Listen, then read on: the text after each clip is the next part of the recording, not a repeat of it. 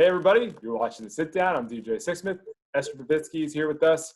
Hot for my name, her new Comedy Central special. Esther, what's up? How are you? Hey, I'm good. How are you?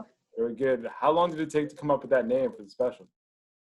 So that has been one of my older bits, talking about my name, Esther Povitsky, and it, gets to the punchline that I'm hot for my name. And then it was actually my fiance who was like, that should be the name of the special. And as soon as he said that, I'm like, wait, yeah. Because I had so many names that I have my lip gloss in my hand. I had so many names. But that one just felt like self-deprecating, but also a little bit of confidence. It just felt like it kind of embodied who I am. Yeah, I don't know. I'm curious, when you hear that title, what do you? Well, first of all, I think it hits home in terms of your style of comedy, and it's going to be a name that people remember too. So I think with a special, like that's a big part of it as well. Yay, thank you. I know. I'm obsessed with it. Look, I have like tie-dye shirts Nice. made. This is when stand-up comedians, we can't do stand-up anymore, so I'm just becoming like a tie-dye entrepreneur. I have nothing else to do. When was your last show before everything shut down? I had a big show in February for a comedy festival in Vancouver, and that was late February. And then right when I got back, it kind of felt like, okay, things are getting a little weird, and I didn't do any local. We did one more local LA performance, and in a Comedy Store parking lot. I was there with Whitney Cummings and Bobby Lee, and they were both yelling at me. They're like, "You're not going to get the coronavirus. You're not special." They were like telling me I was crazy for being afraid, which should help me not be afraid. So kudos to them. So you mentioned the fact that this special is kind of a culmination of stuff you've done in the past, stuff you worked out recently. What was it like putting the whole special together, and just describe some of the different challenges you went through with it? Well, it was a different experience to actually put in serious effort into my stand-up, because previously I'd been really lackadaisical with it. My relationship with it was kind of more stroll on stage. How do you feel that day? And, maybe you run by a couple new bits, maybe you do some old ones, and having to have this end goal in mind of a filmed, like expensive comedy special where like a network is spending a lot of money to make this happen. There was a certain amount of pressure, and that I think it really did change my relationship with the art form forever, where now I know what it's like to really take it seriously. It's not just a hobby. This is how you do it when it's a job, when it's your job now. Yeah, you can't just stroll up there for a special and be like, all right, let's just wing it and see what happens, right? Can you imagine?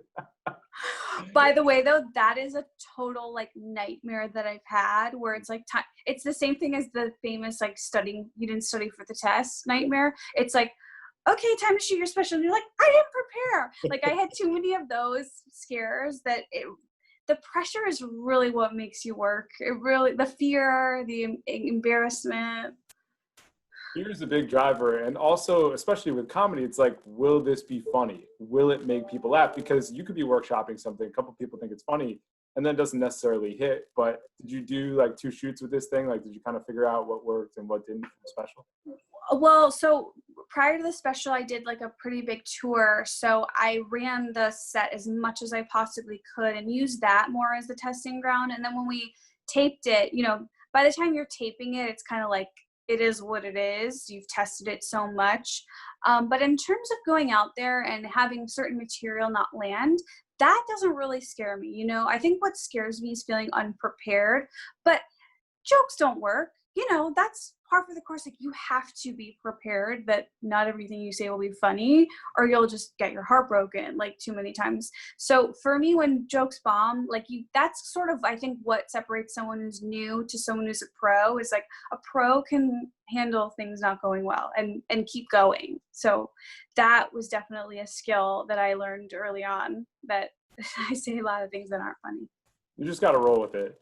Some jokes are going to hit, others won't. And it seems like you really understand that. You understand your comedic tone, and you also understand that using people in your life is important to your comedy. So why don't we talk about your parents, because you have a very unique relationship with them. They're a part of this special. They're a part of your comedy. What's it been like for them to see you grow over the years? they've been very shocked. My dad loves to talk about how he saw me perform in a bowling alley and it was a comedy contest, and how, you know, I lost the comedy contest in the bowling alley, and they talk a lot about how it was very bad.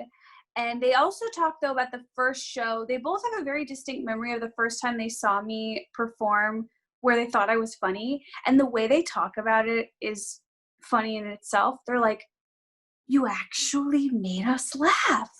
It was funny. We looked at each other. We couldn't believe it. They talk about it like it's the first time they've seen electricity. Like, it just, they can't wrap their head around it. Which oddly enough, in this weird emotional cycle that I'm in with them, it does make me feel really good when they do finally think I'm good at something. It's very rare. You know, I grew up with overhearing them talk about how bad they feel for me that I'm auditioning for the musical, and it's going to be really sad when I learn I can't sing. So they're realistic. I don't know what they are. There's something. That's kind of the relationship with all parents, is that you want to try and do something crazy, a little bit out of bounds from the normal path. And some parents are all about it and they're unrealistic. Other parents are super realistic, and that can be difficult. And that kind of sounds like what we got going on here. Yeah, exactly. Because, you know, there's always those people that are like, my parents told me I was a prince or a princess. I could do whatever I wanted, you know. And I'm like, not here. No, those parents don't make good comedians. Sorry. No, definitely not. So how old were you when your parents finally thought, oh, okay, Esther's actually funny? Probably like mid-20s. I started when I was 21, so probably like somewhere around 24 or 25. It took a minute. Yeah, I feel like for most comedians, it's a certain number of years. It could be 3 years, 5 years, 10 years before you find your voice. When do you really feel like you became comfortable with knowing, okay, this is who I am on stage, this is my relationship with comedy, and this is who I'm about? I think that took a really long time. You know, I think it wasn't until really after shooting the special that I feel a good sense of security and confidence in my ability to continue doing it. But I remember early on I had this business meeting with these managers, and they were like, you have a voice. And I was like, am I Christina Aguilera? Like, can I sing? What do they mean when they keep saying I have a voice? Like, I was so stupid. I just didn't know what I was doing, but now I know what they meant. And so I think with me, like, I have such strong feelings, and I'm so specifically myself, which I think anyone can really be that. I was just going on stage and talking about it. And so I think for me, like, I knew who I was early on, and then knowing how to make it funny and like fit the art form of stand-up kind of came later for me. So there's a lot of greats when it comes to the art form of stand-up comedy, and Adam Sandler is somebody who kind of gets lost in the shuffle a lot of the time. How does he come into the picture in Happy Madison Productions, and what's it like seeing him, tweet out your stuff? It must have been pretty surreal there. Everyone accused me of it being photoshopped. People are like, you photoshopped this. I'm like, no, it's real. Adam Sandler tweeted my special. He Instagrammed it. It's so cool. He's such a good person, like there's just those people in this business that we all love because we grew up watching them in film and TV. And then we also hear over the years that they're such good people, and it makes you feel so like warm and fuzzy. And, he was working with a friend of mine who's a director who helped him produce his special and his tour. And my friend showed him my friend really wanted to produce and direct my special. And he showed Adam my set, and Adam was like, I want to produce this. I really like her. And, I think I'd like to think we're kindred spirits.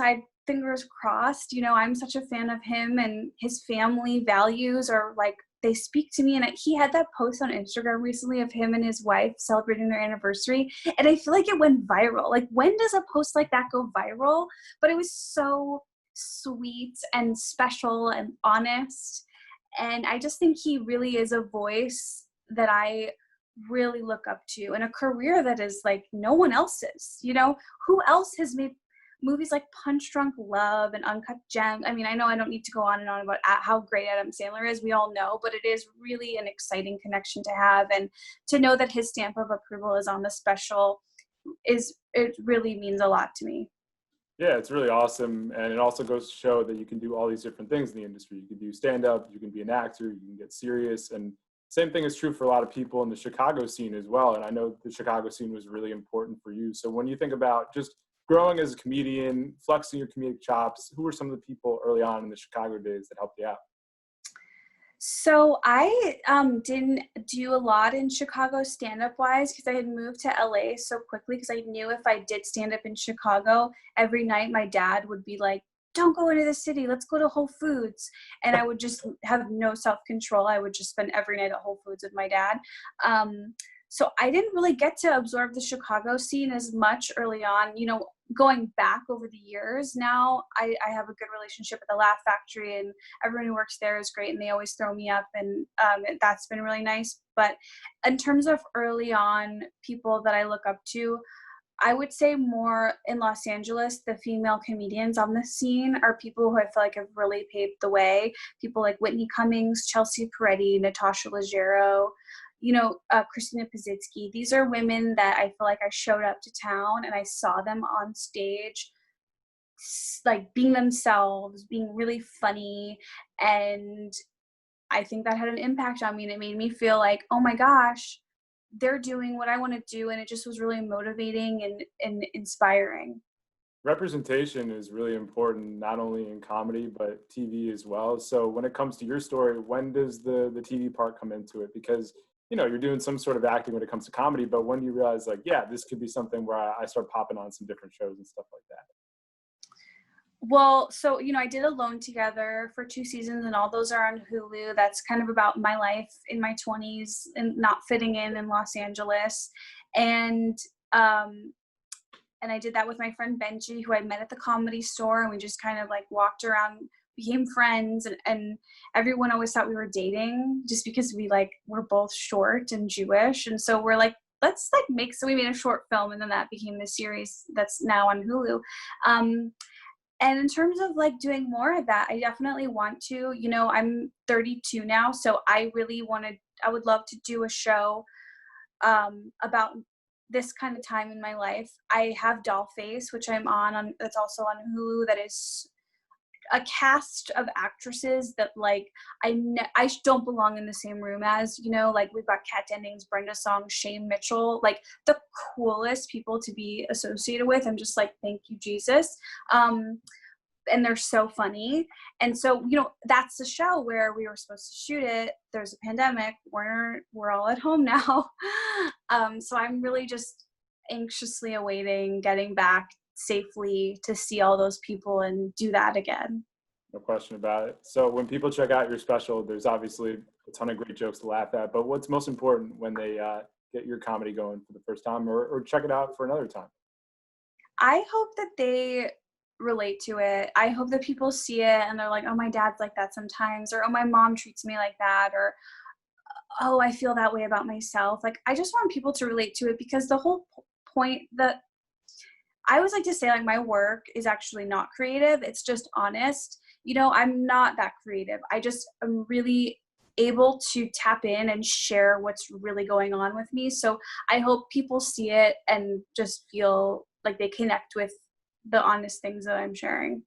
You make a great point, because we put on masks in so many different parts of our lives that being honest all the time is not something we do, and comedians speak to stuff that we don't want to talk about necessarily. So that in and of itself pushes you to a different creative level compared to some other people. But like you're saying, it's pretty much just kind of laying your cards out there and showing who you are. Yeah. And honestly, I'm just lazy. That's just easier than being creative. Well, Esther, it's been fun hanging out. Thanks so much. Why don't you tell everybody where they can check out the special? Thank you. Yeah, the special is actually streaming for free right now. No login required at cc.com. And I have a podcast I do every week on YouTube and everywhere else where podcasts are, called Esther Club. And that's it. I hope everybody checks it out and loves it. Awesome. That's Esther. I'm DJ. See you next time. Here on the Sit Down.